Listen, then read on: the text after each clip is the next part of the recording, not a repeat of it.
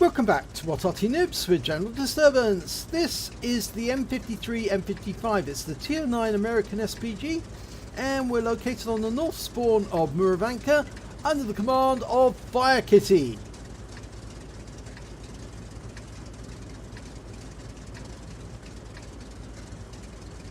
Time to roll out. And battle has commenced.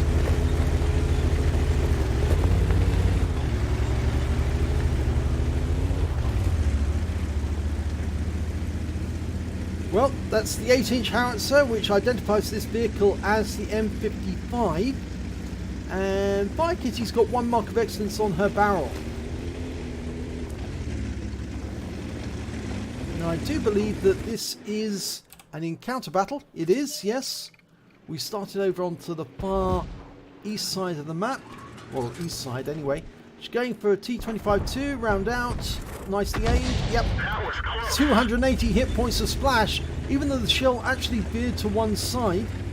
That's a useful shot. She's relocating to find a new firing position. 35 seconds on the reload, or 34.67 to be precise. Now the M55 has actually got a turret on top of the vehicle. That turret allows it to fire over a very wide arc, 60 degrees, 30 degrees either side, and that means it can hit a wide range of targets without having to move the vehicle at all.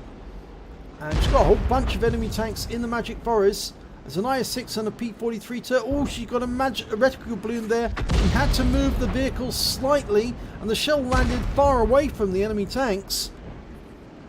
I think that was an unfortunate thing because she is at the edge of her field of fire there, you see. You can see it on a mini-map. She needs to move the vehicle really to assure that when she's aiming she doesn't get the reticule bloom. She might get it. She follows that IS-6. Yep, there's the reticule bloom again. The vehicle moved.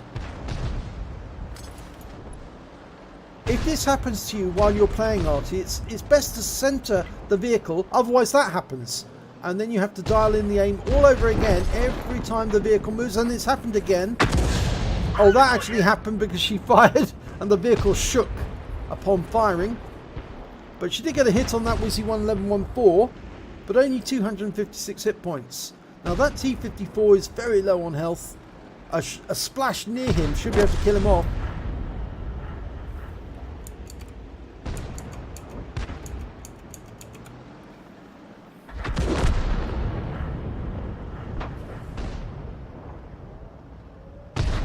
It's almost ready to shoot.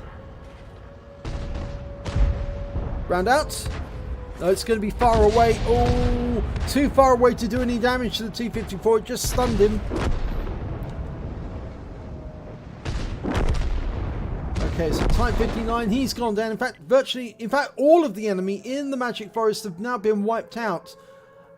But there are still 9 enemy out there. Now, Firekitty's looking for a counter battery. Just looking for any sign that the enemy might be there. There is a strip S1 there. Again, this is at the far extreme of the field of fire. In fact, there's 2 tank destroyers there together. And the shell goes long and only splashes the ISU-122S. Although I think it would have done direct damage to the S strip that was directly in front of the shell. And we've got a Rheinmetall Borsig Waffenträger in the cap, as well as a Wizzy 131. Again, it's at the edge of the field of fire. You need to center your aim. The green line that goes down the center, that's the center of where the vehicle is actually pointing. And what you should do is adjust it so that green line is going directly down towards the targets you're aiming at. And that way you will get very little reticule bloom whilst you're adjusting your aim. And you also have to anticipate where the vehicles are moving to ensure that you can at least get an accurate shot on them. If they keep moving towards the edge of the reticule, the field of fire, you need to adjust so that you can have that vehicle moving within the field of fire. Okay, this should be good. We're almost loaded. Round out. Yes, she got both of them. A very big hit there. I think she directly hit the Borsig, And the Wizzy 131 actually picked up a huge amount of splash in the process. So nearly 900 hit points of damage from one shot. Now that Wizzy 131 is headed north. And I suspect he's after firekitty because he didn't like that that shot. Yep, we've lost sight of him, but I reckon he's headed this way. Yep, I reckon he wants to kill firekitty. And there's the Eagle 7 taking him out, 130 hit points. But firekitty's aware that 131's on his way over here, so she's now expecting his arrival. Here he comes, and he comes into her. Oh, and this is going to get very difficult. Well, you drive up against the edge of the map to ensure that they can't get behind you. And that's what firekitty's doing. She's turning, but she is still reloading. Took another hit from that 131. Backs against the edge of the map. Turns and obliterates that Wizzy 131. I suspect he was ammo racked. That's why he could not fire so quickly. If he had fired quickly, I think he would have killed firekitty, but she took 2 rounds from that Wizzy 131 and a RAM for 7 hit points, and she's lost well over 2/3 of her own hit points, and her gunner's gone down, or at least one of her gunners, because this Arty has 2 gunners. So her aiming is going to be much slower now she's lost one of her gunners. Round out. It goes long. 21 hit points though.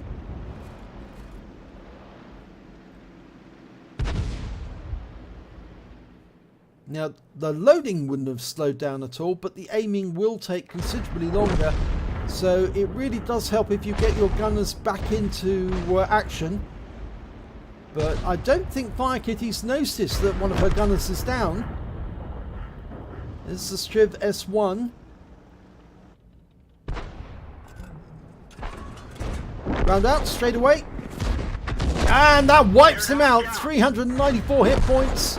We've got 2 in the cap now, and there's only 1 enemy left. It's the Challenger, and he's very low on health. The Udes is going in for the kill. Oh, the Udes misses the Challenger, and he's taken out by the T20, and that's game. So let's have a look at the end of battle stats.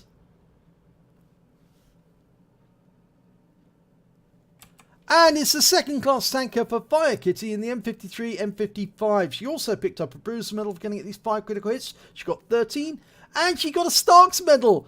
She took at least 2 hits from the enemy, lost 2/3 of her hit points, killed at least 2 enemy, and she did do that, and survived to the battle. So that's the conditions for getting a Starks. In fact, she got 3 kills. 1 more than she actually needed to get the Starks. Let's have a look at the team scores. Well, she got the 2nd highest damage on her team, 2,525 hit points. The highest scorer was the T54. He managed to get 3,731. That was the highest on both teams.